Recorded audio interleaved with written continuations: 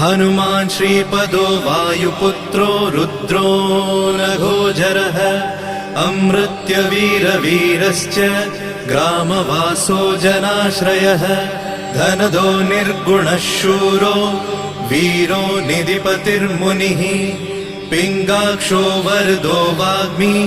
सीता शोकविनाशकः शिवः शर्वः परो व्यक्तो व्यक्तो धराधरः पिङ्गकेशः पिङ्गरोमा श्रुतिगम्यः सनातनः अनादिर्भगवान् देवो विश्वहेतुर्जनाश्रयः आरोग्यकर्ता विश्वेशो विश्वनाथो हरीश्वरः